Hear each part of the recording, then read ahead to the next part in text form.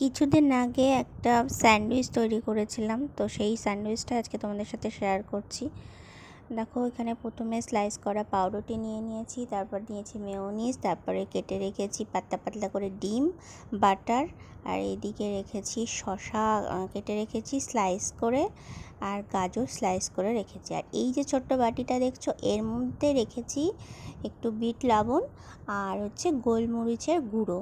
তো এই দিয়েই হবে আজকে ভেজ এগ স্যান্ডউইচ। তো দেখো, প্রথমে আমি যেটা করব, পাউরুটির একটা দিকে এইভাবে বাটারটাকে ভালো করে চারিদিকতে ভালো করে লাগিয়ে নিতে হবে। তো লাগিয়ে নেওয়ার পরে এই বাটারটাকে আমি কড়াইয়ের মধ্যে দেব, যে পিঠে বাটার লাগালাম সেই দিকটা।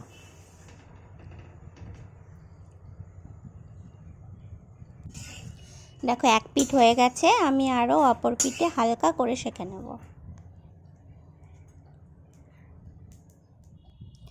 ব্যাস হয়ে গেল। এইভাবে সব পাউরুটিগুলো আমি সেঁকে নিয়েছি, এক দিকটা বেশি করে আর এক দিকটা হালকা করে। এরপরে যেই দিকটাতে হালকা করে সেঁকেছি সেই দিকটাতে মেয়োনিজ গুলো ভালো করে এইভাবে দেখো পুরো দিকটা লাগিয়ে নেব, আর একটা ব্রেডেও এইভাবে লাগিয়ে নেব।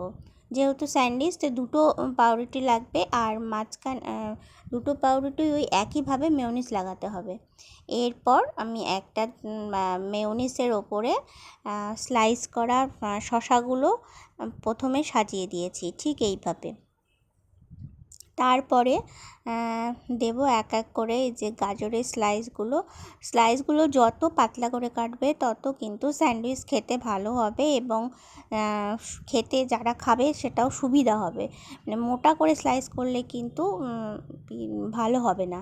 তো এইভাবে প্রথমে সাজিয়ে দিলাম, তারপরে শসা গাজর দিয়ে দিলাম, তারপরে এরপরে এই যে সেই মিশ্রণটা দেখালাম যেটা হচ্ছে বিট লবণ আর গোলমরিচের গুঁড়ো, সেটা উপরে ভালোভাবে ছড়িয়ে দিলাম।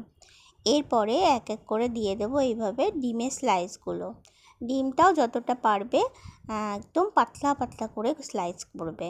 স্লাইজার হলে ভালো হয়, কিন্তু আমার কাছে নেই, আমি তাই ছুরি দিয়েই করেছি, তাই অতটা ভালো হয়নি। দেখো, একদিকটা ফেটে গেছে, কোনোটা একটু মোটা হয়ে গেছে এরকম। তো স্লাইজার দিয়ে যদি তোমরা করো সেটা খুব ভালো হয়। তারপরে আবার ওই বিট লবণ আর গোলমরিচের গুঁড়োটাকে আবার ছড়িয়ে দিলাম,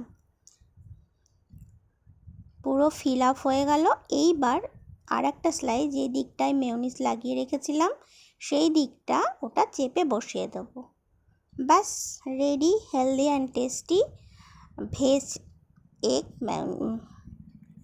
ভেজ এগ স্যান্ডউইচ। তো তোমরা এটা বাড়িতে করে দেখতে পারো, দারুণ টেস্টি।